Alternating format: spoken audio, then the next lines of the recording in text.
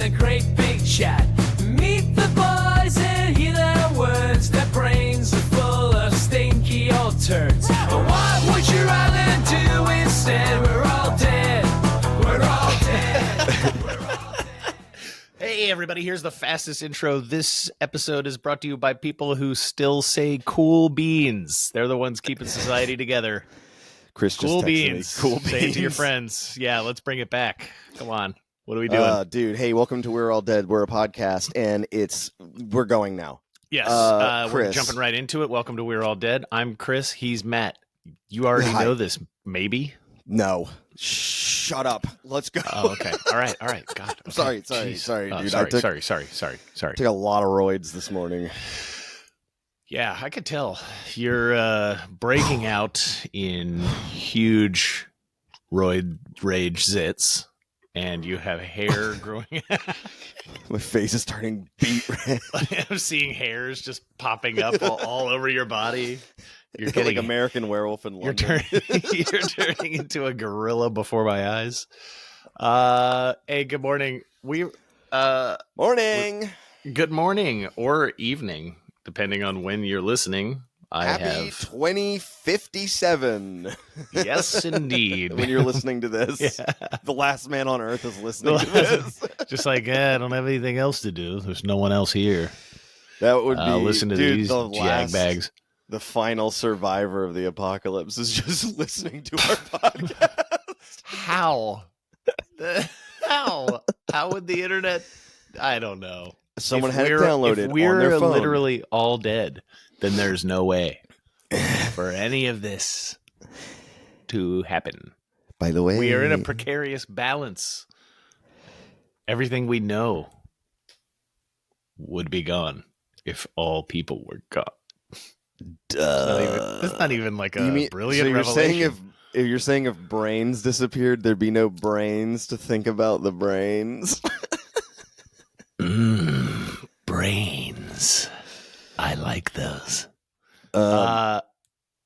Dude, we're getting crazy, but we were in a deep bashing on Bitcoin a bit conversation. Right before we got on, everyone, to catch you up, We promised just this decided is a to fun start recording. crypto conversation. Yeah, so here, let me set the table for this.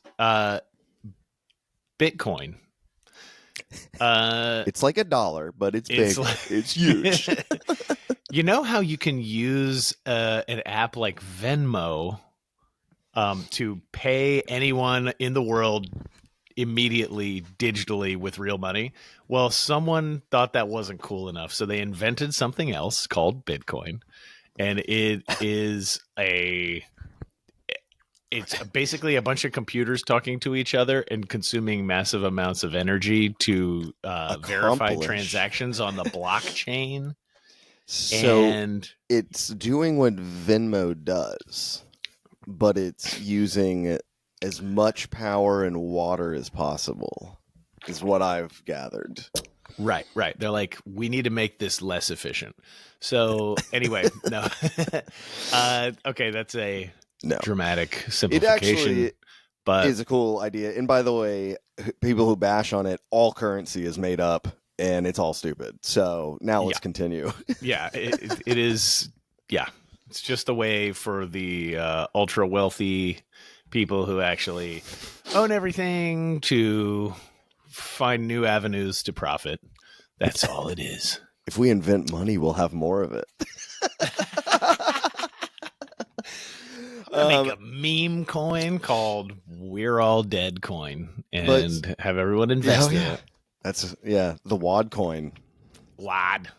Beer WAD, California. But we're talking about these transactions for Bitcoin. It's like it takes everyone's computers. That's what mining is, Bitcoin mining. So all these computers are doing these transactions, and then Chris just brought up that Google has a computer possibly. Yeah, that would ruin everything.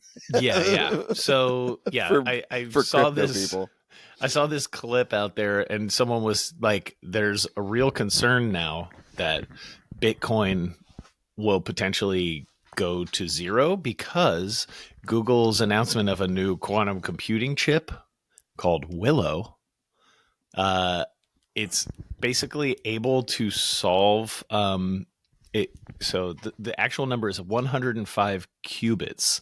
I have no idea what that is. I thought qubits was a biblical measurement of length. A cubit is yes, it is like a foot basically back in the Bible days, but a cubit's also a measure of information, I believe. Yeah, I figured it was like a discrete block of some amount of data that whatever. Yes. So anyway, this chip is able to minimize computational errors. It can allegedly perform a benchmark task in under 5 minutes, a task that would take today's supercomputers around 10 septillion years to complete. 10 septillion years. Yeah, 10 septillion years. So the universe is 14 billion. Yeah, billion is not even by so that's two orders of magnitude, or 2 orders of magnitude beyond 1,000, right? So because it goes hundreds of thousands, millions, billions, trillions, quadrillions, quintillions, hextillions, sextillions, sextillions, and then septillions. Yeah. So yeah, it's like that's a long fucking time. And I was just talking about the age of the universe, by the way. Yeah. It's longer than the universe has existed, and by thousands and thousands of times. And so, anyways, and longer. So this computer than Earth will exist. So this computer could do. It would do all the Bitcoin mining in the world in about 2 seconds. And then the Bitcoin wouldn't be worth nothing. Yeah, basically, it could de-encrypt everything, and it would not be. There would be no, like, all the security of Bitcoin would be completely out the window. It's like anonymity, security. They would be able to hack everything and know everything about Bitcoin. So it's almost like if it devalues it. If you were like, okay, hammers. Like, we've never used a technology as the currency itself. I don't think, but it's like, so yeah, I'm just going to, let's see. I'm gonna go out on a limb here. It's probably true. If you had hammers and then everyone's like, okay, hammers are the currency. But the currency. Where's he going with this? But the currency's value is based on no technology ever being better than a hammer. So, like, if the next thing's invented, the currency goes to zero. I don't know. I'm just spitballing. It's early. Yeah. No, I don't know. That's. I don't know if that's like an exactly. I don't think the metaphor. I don't know if you're nailing it with that analogy, but nailing it. Ding ding ding. Like with a hammer. Nail I really like that pun. No, dude. But yeah. So anyway, this super quantum computing chip could, it could crack crypto encryption and crack Bitcoin, and. How about the fact that it could be? What if you just gave it a shitty AI and then it just took over the world in 5 seconds? That would not be great. The crypto market getting destroyed is not a big deal. I just burped. I'm so sorry. You did. Right into the mic too. I didn't think it was going to be loud. I saw Chris tried to hide that burp, and it just came right. Let's just do it quieter into the microphone. Sorry. Okay, that's the last one. I promise. Excuse me for 1 second, everyone.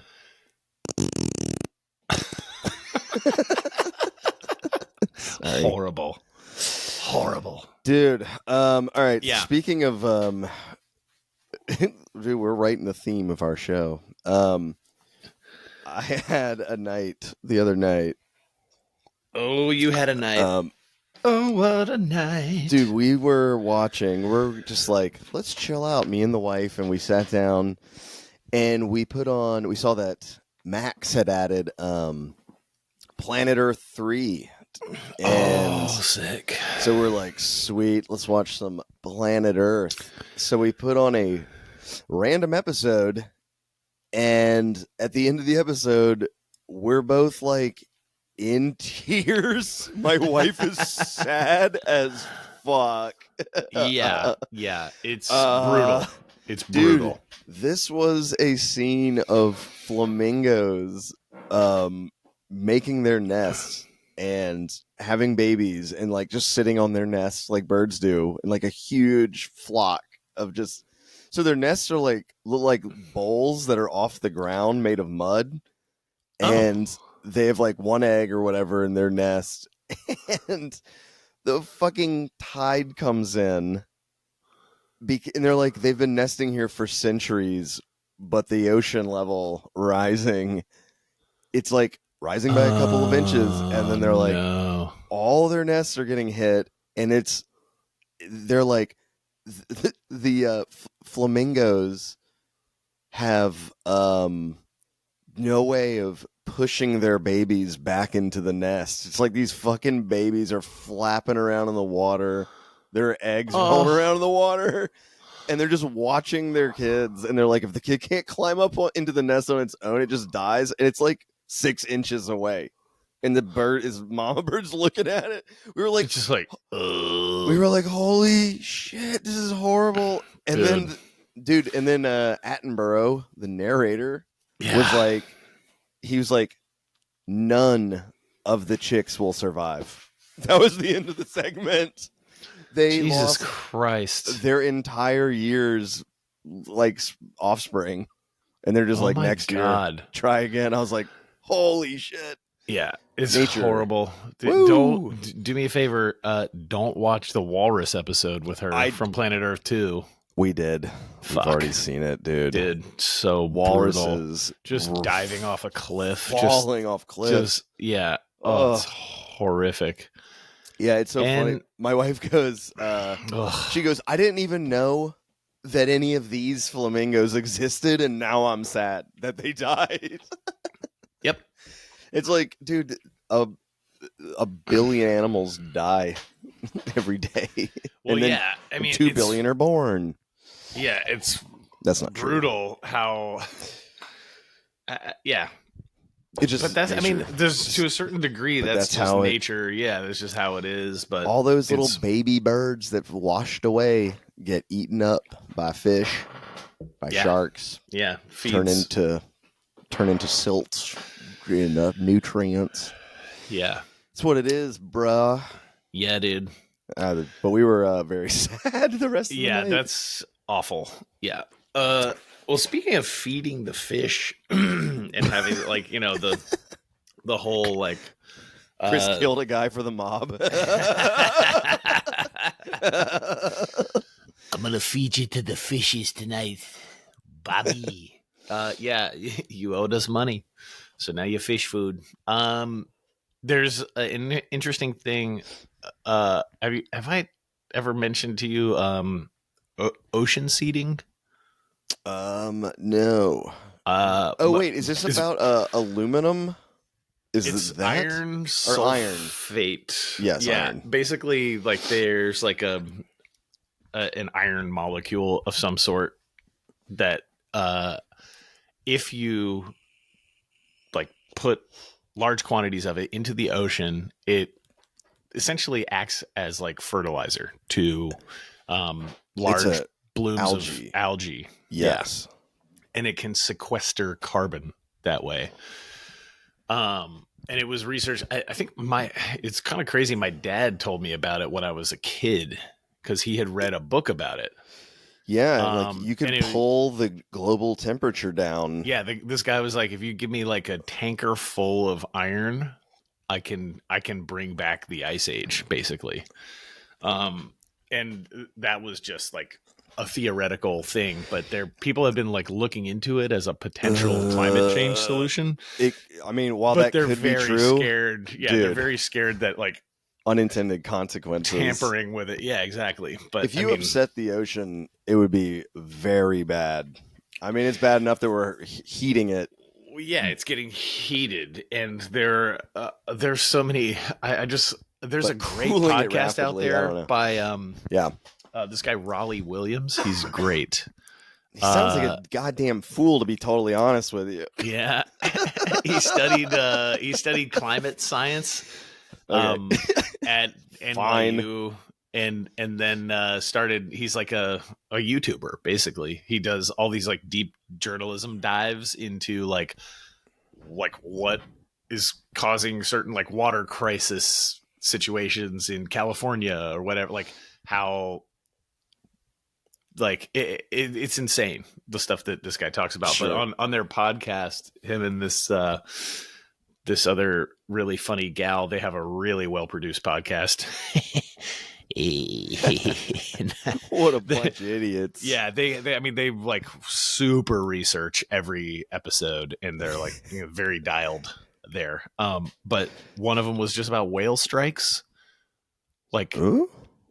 Shipping lanes in the ocean. Oh, yeah. They result in so many whale deaths. Yes. That it's fucking depressing. And we're expanding the shipping lanes to accommodate the population. Yeah. We're going to have to cease international trade if we're going to stop climate change. Like, well, all international trade will have to stop. Well, we're working on it actively. The current administration's doing a great job of that. Yeah, they're really, I mean, it's going to cost a lot, but maybe it will be better for the environment. Maybe Trump's doing something good for the environment. What you're saying is that if all humans die, it would be good for the environment. 100%. Yeah. Yeah, it would be great because caterpillars don't make coal factories. Yeah. Yet. Not yet. Something will. We're gonna get it. We're gonna get these caterpillars there. We're gonna get them to the point where they can burn fossil fuels. Relentlessly. My controversial opinion. I think Bill Burr said this actually. It's just like, a lot of people died during coronavirus. Not enough. Yeah. Dude, George Carlin talked about that in the 70s. He was just like, he said something like, I turn on the news and they're like, there's an estimated 10,000 dead in this tsunami. And then he's like, a few minutes later, like, we're revising that number to 5,000. He's like, God damn it. He's like, we got to get rid of these people. Yeah. I was just about to say something so horrible that I stopped myself. I was like, great. When I cringe inside before I say it, I think that's a good sign. Yeah. Dude, did you ever see that? Speaking of that, did you ever see that movie, The Impossible? No. Clint Eastwood directed it. Cool. It's that true. Clint. His movies are very good. Yeah. He's a little batty, but he's a great filmmaker for sure. The Impossible is the true story about the. It follows the British couple that's on vacation in Indonesia when the tsunami hits, and their hotel room is like 30 feet from the ocean. It's so, dude. So the wave hitting scene is unbelievable. It's just insane. It just goes over. They're in the pool swimming, and this is like true. They were swimming in the pool, and then a wave came over the top of the building, and the kid like didn't get swept away because he was like in the water of the pool already, and like the ocean just went over the top of it. It's fucking nuts. Dude, but it's like, that is, dude, the building's frightening just to imagine. Yeah, I mean, there's no structural preparation that you can make that could make a building stand up during a tsunami. It's like getting hit by a nuke. I mean, it's just unstoppable. Yeah. So yeah, dude, but it's like they're just getting swept through, like they're getting swept inland at first, but it's like people are grabbing onto like palm trees, and then like cars are crushing them against the palm trees. It's like, Jesus Christ. My God. Yeah, it's pretty wild. Yeah. But I heard who is it? It's Ewan McGregor is the dad in it. Ewan McGregor said that they were doing takes. Clint Eastwood was like 86 or something when they filmed it. And he was like, we're doing takes in the ocean floating. And Clint Eastwood would jump off of the boat and swim over to us and give us direction, just like wading in the water. And they would swim out of frame, and then they'd roll, and then he'd swim back into frame and talk to them. And you're like, he was 86 in the ocean swimming around. I was like, damn, dude, that's crazy. Hell yeah. Hope I have that much lead left in my pencil when I'm 86. Jeez. I hope I'm invited to the RNC when I'm 86 to scream about shit. Yeah. It's funny that you can be so good at something and then be a lunatic in everything else. Yeah. Well, I mean, a lot of people are completely insane. I mean, I'm pretty bad at speaking to humans in general. I wouldn't say that. I wouldn't say that at all. It's a struggle in my bones. Actually, we were talking about, so my wife has a metal plate in her head. Yeah, that's right. And so when she was getting that surgery done, she was like a baby. But when she was getting the surgery done, the head surgeon that was going to oversee it all was Ben Carson, presidential candidate Ben Carson, who has everything outside of brain surgery. He's insane. Right. But he's one of the best brain surgeons. That's it's impressive. So funny. Yeah. It turns out when you're really good in one specific specialty, that doesn't make you qualified to do other things. Yeah. Like see Mark Zuckerberg speak to humans. Yeah. Hello. What? Did you see the Elon Musk ketamine videos? Yeah, you sent me. I sent you one of him tripping balls. Where he's just like, he's got a black eye. He's like standing just he like totally got fucked totally up and fell zoning. Down. What a fucking maniac, dude. I love that his stock crumbled and then he left the government and was like, hey, they didn't do what I wanted with the efficiency thing. They made it way worse. And it's like, yeah, you fucking idiot. Yeah. You did too. What are you talking about? Yeah, what you did directly contributed to that, idiot. Yeah, every person that works with the Prez gets utterly destroyed every time, and then more new dumb rich people talk about being good at something and stupid at other things. Yeah. Just because you're duped. just because Well, there's like, it's almost there's a word for there's like a syndrome for this where you think that you are, because you're successful at one thing and you're like super highly successful at that thing. It gives you the false assumption that you are that good at everything else. And it's not. I think it's the Dunning-Kruger effect. It's well, there's Dunning-Kruger is when you don't know. Yeah. You don't know enough to know that you don't know. Yeah, exactly. But I think what you're talking about too, though, is also in philosophy is the argument from authority. Yeah. So when someone, it's like if you were arguing about whether or not God exists, and then someone was like, Einstein believed in God. It's like, it doesn't matter what he. Yeah. That doesn't matter. Yeah. He was very smart at physics. Yeah. Appeals to authority do not matter. Yeah. It's just like whether the Pope says it or some dude says it. It's like you both need evidence, and it's got to be a logical, well-reasoned argument with evidence. Yeah, it's ridiculous. Anyways, so these dudes get close to him and explode. Yeah. See Giuliani. Everyone loved that guy. Yeah, the whole country loved that dude. Yeah, and he was the 9/11 president. He galvanized the president of Manhattan. The president of 9/11. That's not what he was. Dude, I said the wrong thing. He runs for president, and that's his slogan. He's the president of 9/11. Oh man, this is a terrible campaign. It is not good. Rudy Giuliani. 9/11. I'm gonna 9/11 the whole country, guys. Rudy Giuliani. Wait, what? 3,000 New Yorkers died in one day under my watch. Yeah. Not his fault. Yeah, definitely not. Oh man, there's been some 9/11 conspiracy stuff resurfacing online that has entered my algorithm. By the way, nice, dude. I get conspiracy theories in my algorithm a lot. And it's annoying. It's interesting. I respond to them sometimes. I love responding to people. Just like, here's how here's how a fucking spaceship works, you idiot.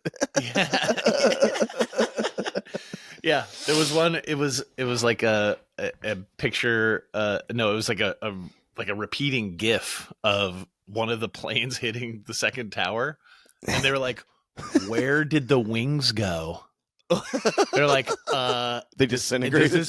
And then someone was like, "Oh, obviously those wings would fall off and fall down outside the mountain because outside of the building." Because I was like, "What are you talking about?" Like, I'm not sure if you know this about. I actually was like baited. It was like the responses were so stupid that I was baited into commenting, and it was like, guys, guess where they store the fuel in aircraft? In the wings. The wings. The wings have incredible inertia. There's no fucking way that the fuselage would go through the building and the wings would not even pierce it at all. Like they're made of paper mache. Yeah, like dude, it's literally a wing. It's not balsa wood. It's fucking. It's aluminum. It's aluminum filled with jet fuel, going 500 miles an hour, going like 600 fucking miles an hour, and it's hitting. Like, what is it hitting? A concrete wall? Oh no, glass. It's hitting glass and steel rods. Yeah, and, it's gonna fucking destroy some. Yeah. Oh God. Some dudes at the printer like, this stupid thing doesn't work. Like, Jesus. Dude, that would, if you were having a shitty day at work, fuck, and then you're just, God horrible, damn it, man. Why is my boss such a motherfucker? And then just disintegrated. Jesus. You wouldn't even, if you were sitting on those floors, you wouldn't know fucking anything. Yeah, it's so crazy. Play! I mean... Jesus Christ. Just, it's the most shocking. I mean, still thinking about it to this day. I know. What a... It's one of the craziest things that's ever happened to our generation. So horrific. Yeah. And it is one of the most insane things ever. Oh, but one of the conspiracy theories that was pushed to me was the dancing Israelis thing. Have you heard about this one? I've heard that phrase, but I don't know what that means. Yeah. It was just, this woman was in New Jersey. She was like looking out her apartment window at the towers. She could see them. Right. And she saw these guys with Middle Eastern accents. She thought they were Arabs. Okay. And so she called the cops on them. She was like, these Arabs were dancing, like high-fiving each other. Okay. They're like, right. Basically, like, we did it. This is so awesome. And then they got the guys who they got coincidentally see the towers from their house. They got tracked down by the cops, and they were all Israelis, with ties to Israeli intelligence, the Mossad. Whoa, yeah. What is that true though? Yes, I mean, like from what I could tell that I mean, it was a report on ABC News. Interesting. It was a news clip from ABC, and they were like, it's difficult to like understand if there is any connection here, but we do know that they are Israeli citizens. They were connected to the Mossad, and they were celebrating on 9/11. And so interesting. There was no there was no other like conclusion that could be drawn beyond that, as far as I could tell. So obviously they did it. Yeah, exactly. But it's just like, it of may all just the be, millions of people out there, somebody fucking celebrated that day. Of course. And they had nothing to fucking do with it.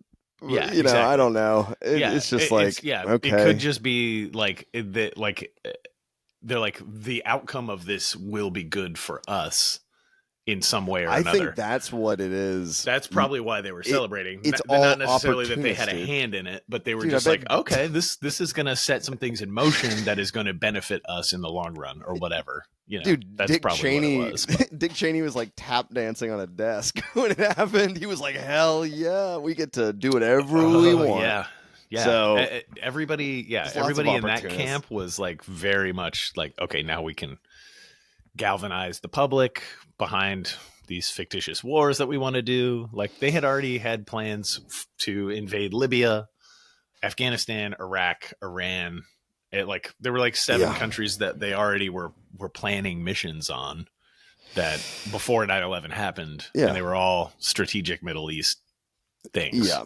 Which is like, this is all opportunism and not a vast, because they're not, the conspiracy is too insane and complex. It's stupid. Also, the funny thing is, it's like people talk about, like, you're talking about the dancing Israelis as like a piece of evidence. Sorry. Meanwhile, it's like, if that's evidence, there's a video of Osama bin Laden being like, I did this. Yeah. And it's like, but that's not evidence. Right. It's like, he was like, I've been planning this. Your intelligence agencies knew I was planning it, warned you about it. Then I did it. And now people don't think I did it. Like, what happened? Yeah. He must have hated the conspiracy I deserve theories. Credit for this. Please. Osama bin Laden, #1 anti-conspiracy theorist. He's like, what do I have to do to get attention? Yeah. What do I have to do to prove to you guys? I worked hard for this. Come on. Like, you arrested people involved that were linked to me. They admitted it was me. Yeah. They're like, no, bin Laden, it was actually actors on a plane. Yeah. All these guys are like, well, check this out. All these people, they exist. They have the same names. It's like as if a guy like can't look like another guy with the same name. It's like they're like, there's evidence that all these like reported pilots, whoever still, like took over. I've heard this. Yeah, their names are still out there. Yeah, their names are like Khalif Muhammad. Yeah. It's like, dude, these are like normal names. Yeah, they're absolutely common names, and it's funny. Muhammad's the #1 name in the world. That's true. Yeah. It's funny. So I heard there was one conspiracy. It was people who took cell phone logs from Flight 93 of people calling their relatives. Oh man. And it was wild. But these dickheaded conspiracy theorists are like, these are all actors because look at this like crappy dialogue, as if you know how you would speak. No way. And they're picking apart people's last words. Yes. So this dude, what the fuck? This dude called his mom. That's so insensitive. It was pretty interesting, but this shows you like how conspiracy theories can happen if you don't look further into stuff. It was like this guy called his own mother and was like, "Hi, mother, it's John Smith." He said his full name and said it like that. And they were like, why would you say your full name to your mom? You know, it's like a real weird thing. And somebody, a real journalist, called his mother and asked her about it. And she was like, yeah, it was an odd guy. He was like autistic. And that's just how he spoke. Yeah. It's like simple explanation, not a vast conspiracy. Because, by the way, if you were writing the script to fake it, you wouldn't write that. Yeah, exactly. That's how you know it's real. Truth can be stranger than fiction. Woo!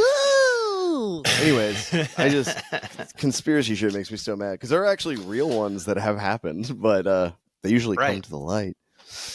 Yeah. The CIA was trading drugs for years. Anyways. Yeah, they put the crack epidemic was a CIA psyop.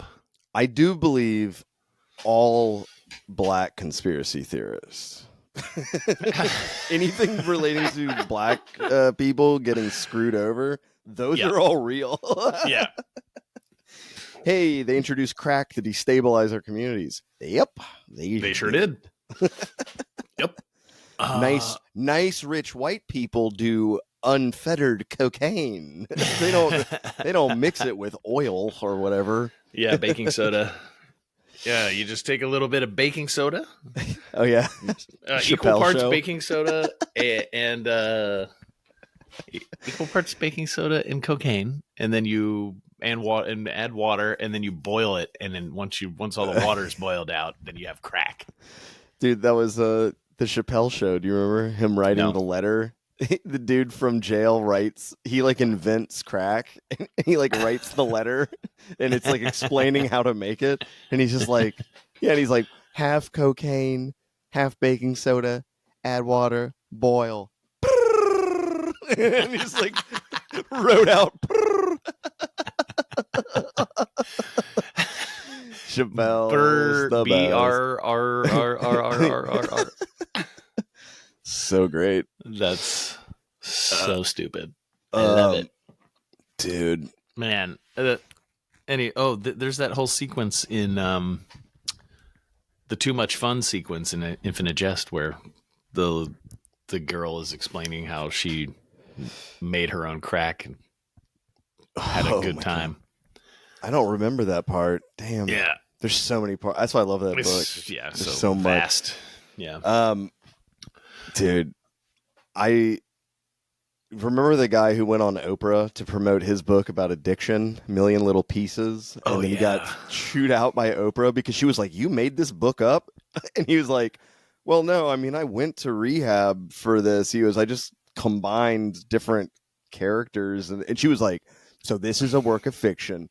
I thought you were this great guy," and so this poor author just got like destroyed in front of like a all female audience, by a billionaire. Yeah, and but it was funny. So after that happened, I bought a copy of his book to support him. I was like, I bought the book and I read it. It was so good. I was like, what a great book. Well, yeah, I mean, that's why it got so much heat, like when it initially came out, because it was just that great. It was such a, I mean, and who cares if it's a memoir and it's got some fictionalized elements or whatever? Dude, it's about drug addicts in a halfway house or like in a rehab. It's not. It's like, is it real? Yeah, it's real. It's happened millions of times. Like it's this story over and over and over. Yeah. But there's a scene in it. There's a chapter in the book where he dreams, like when you stop doing a drug, you start dreaming about doing it. Withdrawal. Yeah. You want to. Yeah. And so he has a dream about like finding like this huge bag of crack, and he's like blowtorching like 20 crack rocks at the same time in his dream. And then he says he takes the plastic baggie that the crack came in and he crumples it into his bowl and fucking smokes the bag. I was like, damn. Jesus Christ. That is bizarre. That was awesome. Yeah, that's something that I never had any interest in trying whatsoever. Never did that one. No. I've done the raw ingredients. I love baking soda. Love baking soda, dude. Really get you going. Except my stomach bloats up like a seagull. So gross. But dude, cocaine is the worst drug to be around and the best drug to be on. Yes. It's like the first time you do it. It's great. And then, but you're around someone who's on it, and you're like, Jesus, get this guy out of here. Dude, this person sucks. And then you don't realize, like, I suck so bad. You're like, I'm the coolest. I don't know what you guys are talking about. What was, like, I think I wrote, this is back when I was writing fake ads just for fun. And I think I wrote a cocaine ad, and the slogan was like, for $30 you can feel like a billionaire. That was my tagline. For $30 you can feel like a billionaire. Yeah.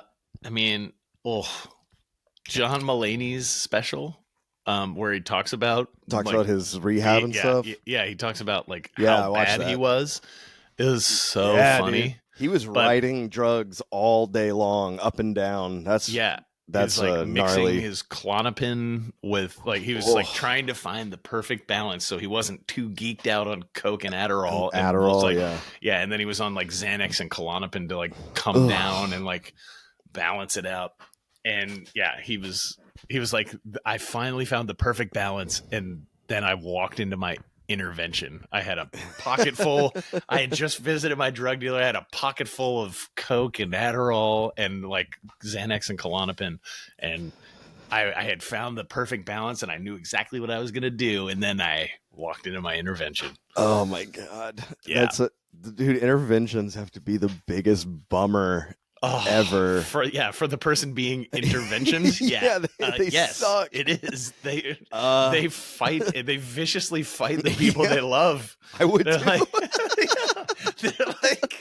like, I fucking hate you guys, man. You suck. What the fuck, dude? I'd much rather do cocaine than be in this intervention. This sucks. Yeah, he kept asking to go to the bathroom, apparently. He was like, guys, just, I really have to go to the bathroom. And they're like, no,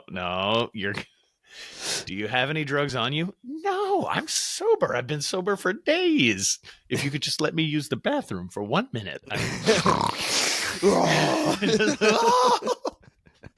Yeah, it's apparently but he even says he like did some on the way to his rehab. Like he stopped off at a gas station bathroom. I bet 80% of people do drugs on their way to rehab. Oh, of course. Yeah, you have to. Fuck. Yeah.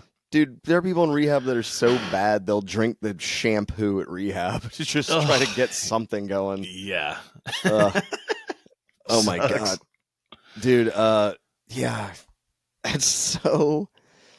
Do you remember the Mr. Show sketch where they throw an intervention for like one of the dudes, and it's like Bob Odenkirk's just like, this is an intervention, blah blah blah, and then they flip it around on Bob Odenkirk and they're like, this is an intervention for you. They're like, you throw too many interventions. You have to. You have to stop doing this. Yeah, you have to stop having interventions so frequently, and like about everything.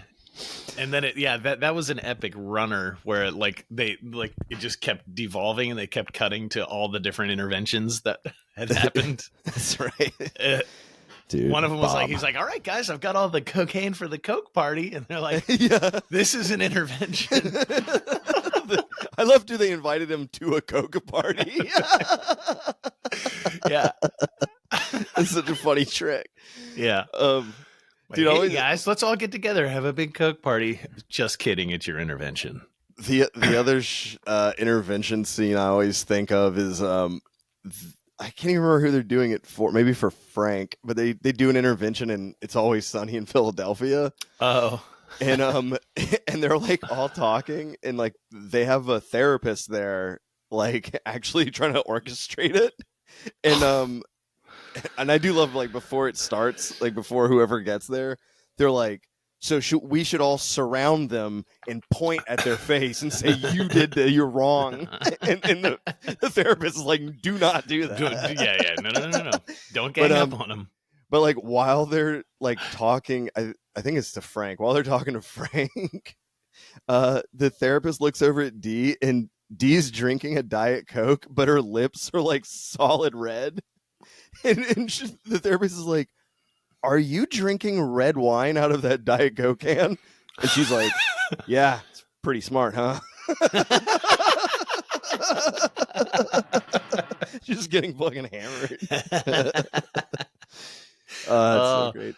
I saw Mitch Hedberg in college, and he that's awesome. Yeah, it was great. And he dude. He came up on stage. Oh, it was insane. It was so good. Awesome, funny drug users. Yeah. Oh, rest in peace. Died of a heroin overdose or whatever. Yeah. Yeah. He Poor was dude. like, he walked up on stage and he had like 3 water bottles. Two of them were water, and one of them was red wine. Ew. Yeah. And he was just like sipping on that like during the whole thing. Ew, red wine is such a bad stage drink. It makes your mouth. And out of a plastic water bottle. Like, what the fuck are you doing, Mitch? Get out of here. Was it? Yeah, he talked about awesome it on stage. Got to see him, dude, because he died so young. It's crazy. Yeah. It was really funny. He was like, I could tell you guys are. I can tell you. What was it? You guys are laughing extra hard at the jokes you already know from my CD. Yeah, he was like, everyone's just happy to hear them. Yeah, and it was so funny too because like half of the people in the crowd were like murmuring the punchlines at the same time, like because they knew the jokes, so they were like, it's hard not to. They were just like, they were so pumped. But like, his delivery was legendary. Yeah, dude, he is incredible. My dad quotes him, and like my dad's 78 and he quotes Mitch and he's just like, that dude is so funny. So funny. He only has like an hour or 2 of material. Yeah. I mumble a lot. I say something to my friend. My friend's like, what? And I say it again and he's like, what? And before long, I'm screaming, that tree is very far away. Just this stupid shit you mutter to yourself. Yeah. You're like, wow, that tree is far away is such a funny random thing. Yeah. Just like a thought that didn't need to be said, really. No.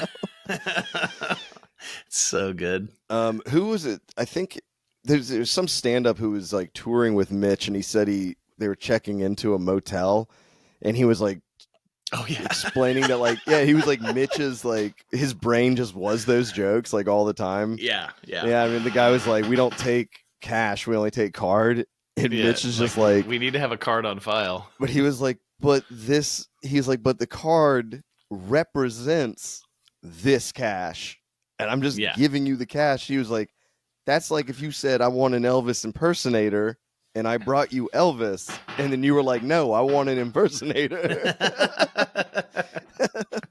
And the guy was like, that's not even like a joke he tells. That was just like him thinking. That was him responding to absurdity in real life. That's so great. To be able to think of that analogy that quickly. Yeah. And probably on drugs. Greg Fitzsimmons said that he was I think it was Greg Fitzsimmons said he was in a green room, and like he walked in the green room and Mitch Hedberg was like passed out on a couch, just like, and he was about to go on stage and he was just dead asleep. And he was just like, yo, Mitch, like he woke him up, and he said Mitch was just like obviously on heroin and woke up and was like, I love show business. It's like, Jesus, what a maniac. Speaking of that, I watched the Saturday Night Live movie the other day. Did you? About the first airing of SNL. Yeah. Wasn't that like an Aaron Sorkin? No, Ivan Reitman. Ivan Reitman. Yeah. And really, it felt like a Sorkin a bit. Did he write it? I don't know. I don't know why I have that association. I could be completely wrong. I think Ivan Reitman wrote it with like another person or 2 other people. Okay. I don't think Sorkin was involved, but it was really well made. I'm for sure it's not real or accurate, but it's not really supposed to be. Yeah. No, I'm sure they were like just a bunch of terrified kids, like about to go on the air. Yeah. But it was really good. I have to say, so the guys who played, the guy who played Chevy Chase and the guy who played Dan Aykroyd were really awesome. The dude who played Garrett Morris was really awesome. The Gilda Radner girl was perfect. Yeah, that's Ella Hunt. Ella Hunt. I worked with her on a movie called Summer Night. I was the second AD for that in Georgia, and she was really cool. Everybody who was on that was pretty cool. That's sweet. Yeah, they were all really good in the. Eller Coltrane was in that movie as well. The kid from Boyhood. Yeah, so I got to meet and hang out with him. That was really interesting to like. Yeah. After we wrapped, like have some drinks. I'm like, can I ask you a couple questions about Boyhood? Yeah, and he was for people who don't know, Boyhood was filmed over 7 years. Yeah, but they filmed from when he was like 7 years old or something like that until when he was like 14 or 15. Crazy. The production would be like every couple of years they would film like for like a week or two. For a few weeks, and then put the movie together. But he basically grew up intermittently like on film. And which is shocking to watch. It's weird. Yeah, it's really like a really amazing movie. Came out in 2012, I believe. But Eller was the star kid of that growing up on screen. And I like asked him about it. I was like, so what's up? Like how what do you think about it? Like how do you feel about that experience? And he was just like, I was a kid.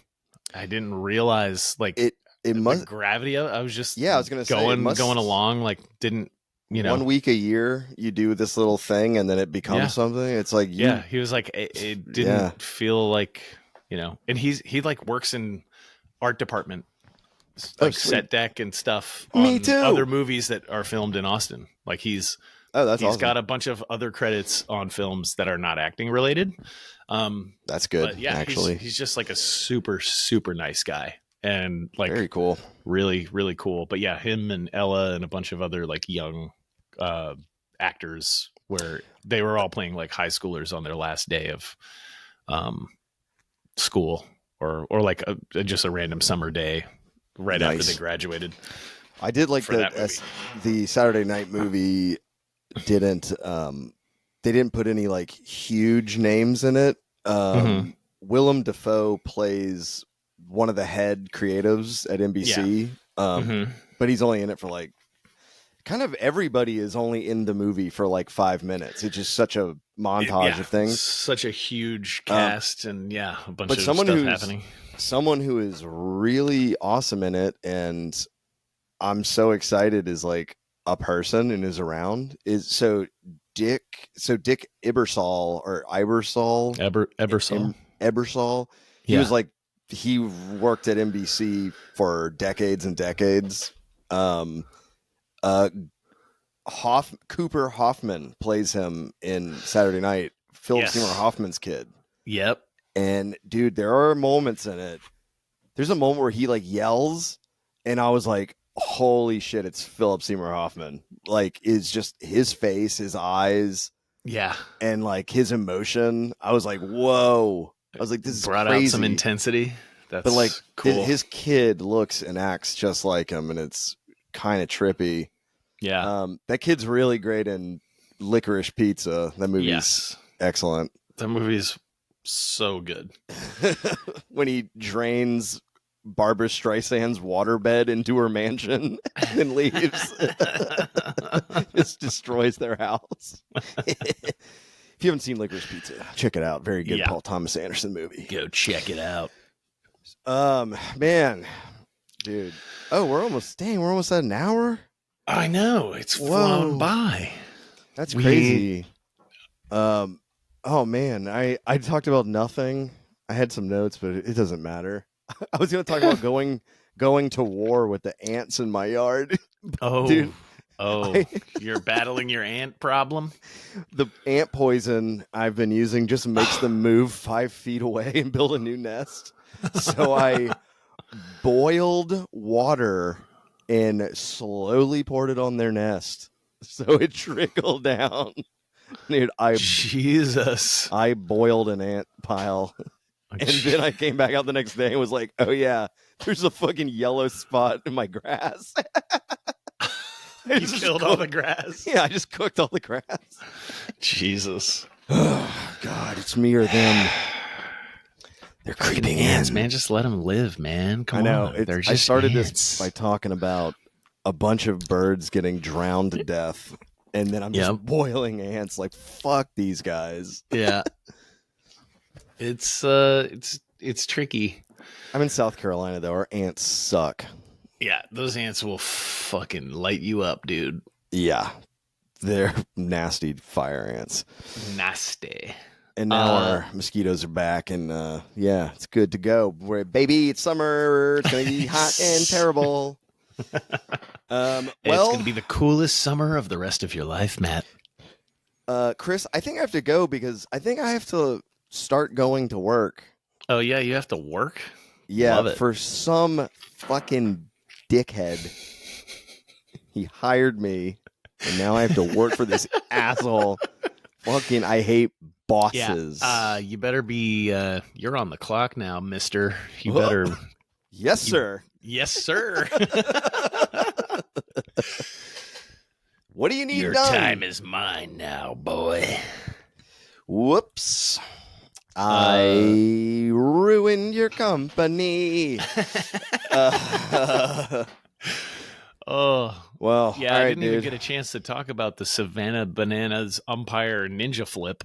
Oh, yeah, the Did you ever Savannah see this Bananas. shit? Yeah, I know the Savannah Bananas. They're doing some serious baseball work, like viral, like Yeah, Harlem Globetrotters stuff for baseball. exactly. And their umpire on the first base line is a ninja, and he does flips when he calls people out. It's the silliest shit in the world. Dude, I just have like gorilla wrestling. You're just like, Yeah, what is yeah. going on here? Like, you guys are maniacs, man. I love it. Dude, the pitcher can do like a front flip and pitch the ball. Yeah. It's like, what? It's the most It's actually amazing incredible. thing. Yeah. It's like the biggest feats of athleticism I've seen in a while. And, we'll have to talk about it more on another episode. Because, I think so. We'll have to do a deep in dive. Savannah, Georgia, there is a fake baseball team. I mean, full of great players, but it's a fake team, and they do stunts and shit. And it's Are they not like a real minor league team, or they're just a show? They're just a show off. Yeah, baseball it's a team? show off thing. Totally, That's so funny. But they're like they all like are minor leaguers or like people who got injured. It's actually kind of nice. Like it's a bunch of dudes who are like, I blew my knee out, and like that was the end of my career. And I have to get a regular job. And now they're like, I get to play baseball like every day. I get to play silly baseball. Yeah. And they don't. Bananas. And they're not going to hurt themselves because they're not actually going for the win. Like, they don't have to try 100%. Yeah. I can't imagine blowing out your knee and then doing front flips. That's true. Well, they don't make you. You have to do front flips if you work here. Guys, your throwing arm is great, but I think your somersaults could use a little work. So dumb. Sweet, dude. All right. Well, hey, thanks for joining us, everybody, for another installment of We're All Dead. Yeah, thank you so much, guys. It's been a real treat, a real blast. Hey, so great to see all of you guys again. Yeah, thanks for being here. It's great to see you. And you. And you. Yep. Hey, and what's you. up? And you. What up? Hey. And you. We love you. What up, Chester? Hi, Chester. Arthur, former president. I hope we have one listener named Chester who's like, what the hell? All right. He's our UK listener. I hope Shout so. out. If his name isn't Chester, it's Brightington. Those are the only two names in the UK. Brightington Wofford the Sleventh. Sleventh. We love you, Brightington. The Archduke of the Tube.